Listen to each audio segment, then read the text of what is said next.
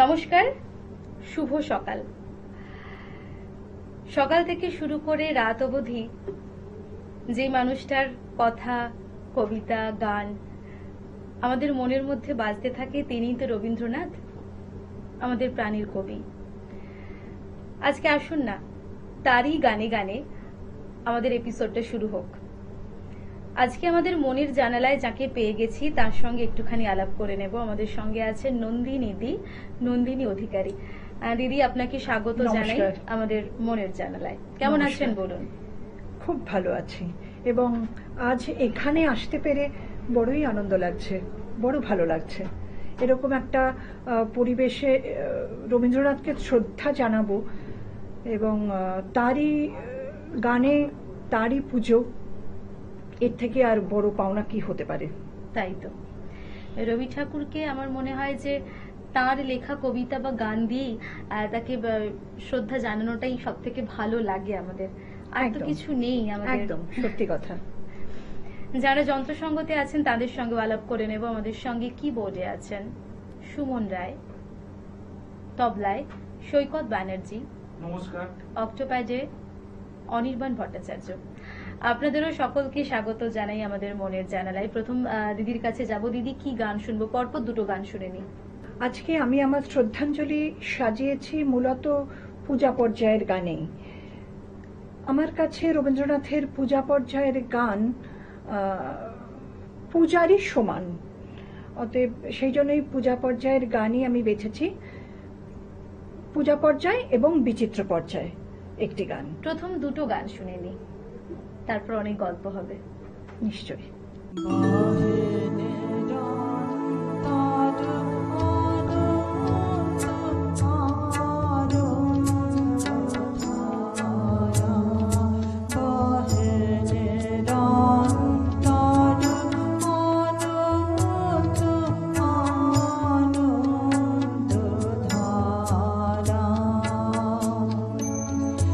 পাদে আসিব নভ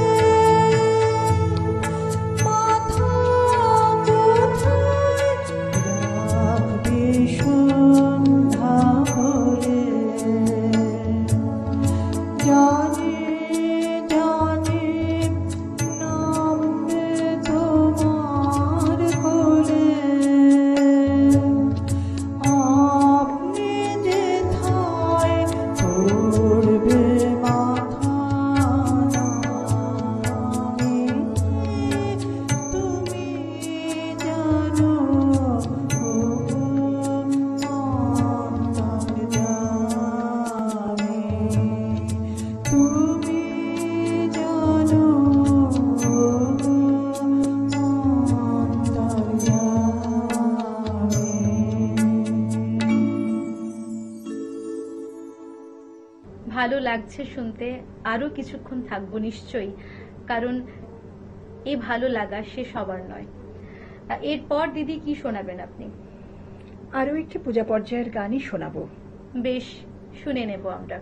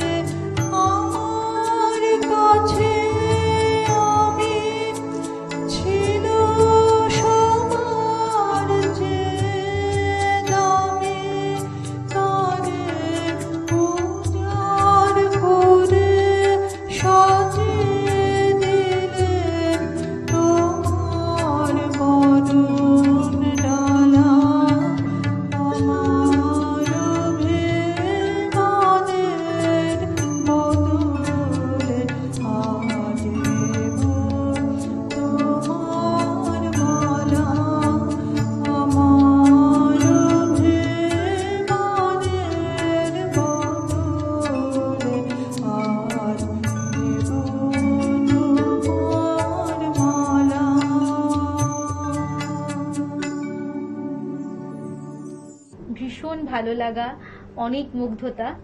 যতই শুনছি ততই ভালো লাগছে। আর নতুন করে কি বলবো। দিদি এরপর কি শুনবো? আরও একটি পূজা পর্যায়ের গানই আমি শোনাবো আজকে। বেশ।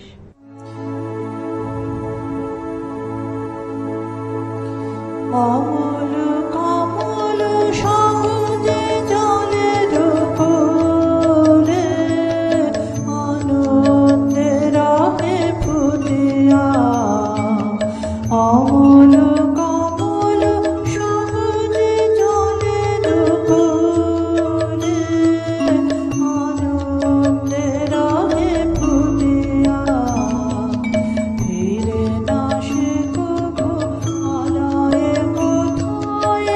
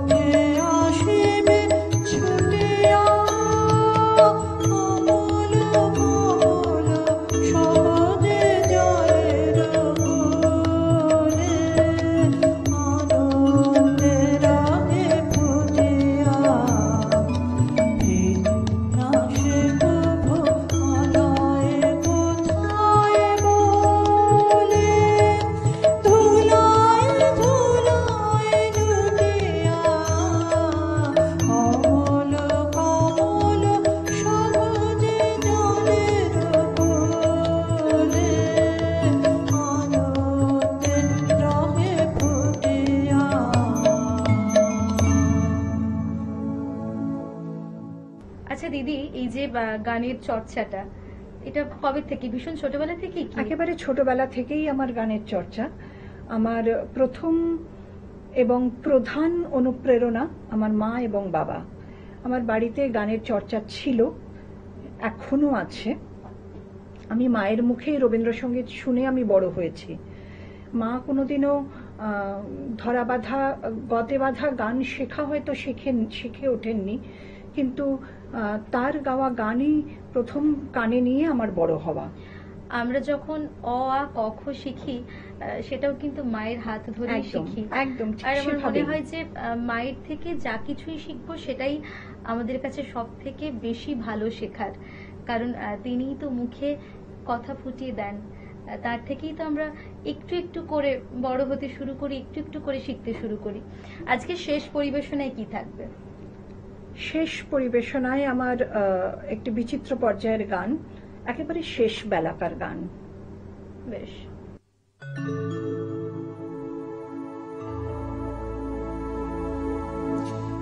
শেষ বেলাকার শেষের গানে ভোরের বেলায় বেদন আনে, ভোরের বেলায়